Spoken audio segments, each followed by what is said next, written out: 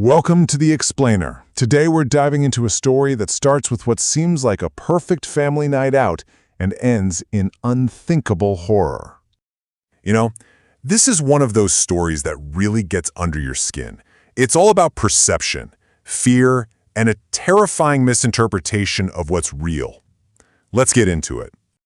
So, our story kicks off on November 11th. It's a special night for the parents of a little girl named Gwen. It's their anniversary.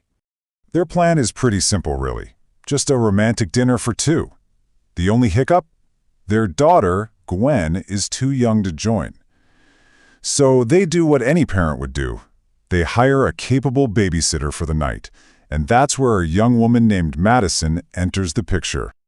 The parents assure her she's a lovely child. She won't be any trouble at all. And you know what? They were absolutely right. Madison and Gwen hit it off right away, playing games, telling stories. It's all setting up to be a quiet, perfectly normal evening. But that quiet evening is about to be shattered. And it all starts with a simple request from little Gwen. She wants some ice cream from the freezer down in the basement.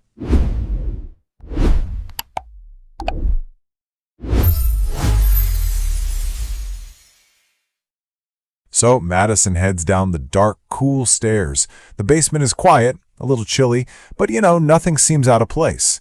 As she's coming back up with the ice cream, a small window right next to the staircase catches her eye. And what she sees, it's just odd. Through that little window, there's a girl standing on the lawn, staring right at her. Just motionless. Madison's first thought is, weird. Must be a neighbor's kid. I mean, it's strange, for sure, but she just kind of shrugs it off, puts it out of her mind, and heads back upstairs to Gwen. But that wasn't going to be her only trip to the basement. Soon, Gwen's requests will send Madison back down again and again. And with every single trip, that strange feeling, it's about to grow into real deep dread. So you see, it happens over 4 trips, 4 times down into that basement. And with each one, that silent figure outside gets closer and closer, and the terror just keeps building. A little while later, Gwen asks for an apple. Madison heads back down, and of course, she has to look, right? She glances out the window, and her heart just skips a beat. The girl isn't at the edge of the lawn anymore. She's in the middle of it, closer, and still just staring. Okay, now a real sense of unease starts to creep in for Madison. This is not normal. So she asks Gwen, "Hey, do you know that girl outside?" But the little girl has no idea who she is. The next trip is for a bottle of water. And this time, Madison's blood runs absolutely cold. The girl is now right outside the window. Her face is just inches from the glass, her empty eyes locked right on Madison. And then it gets worse. She starts to mimic Madison's movements, like some silent, terrifying game.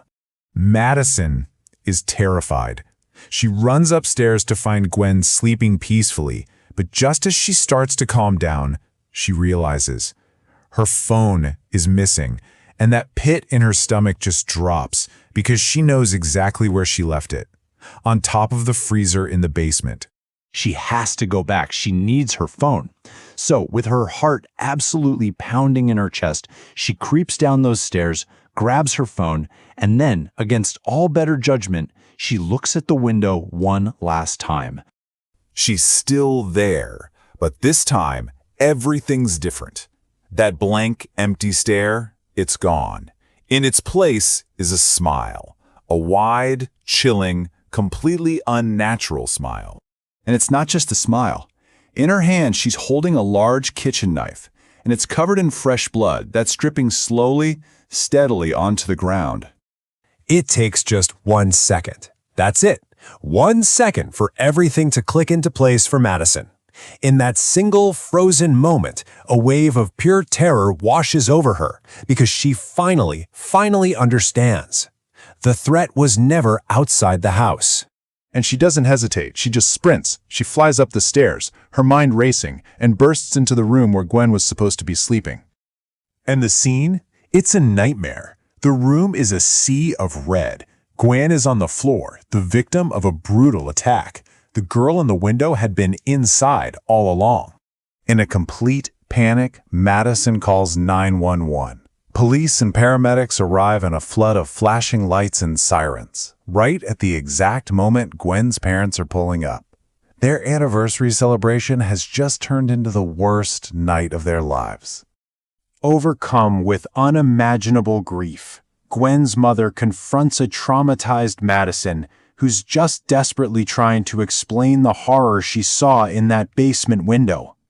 Madison explains everything. The girl on the lawn, her getting closer, the knife, but Gwen's mother just stares at her, and her expression starts to shift from grief to this chilling, awful confusion.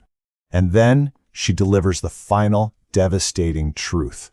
The girl Madison saw, the one in the red skirt, getting closer with each trip, holding the bloody knife, was her own reflection.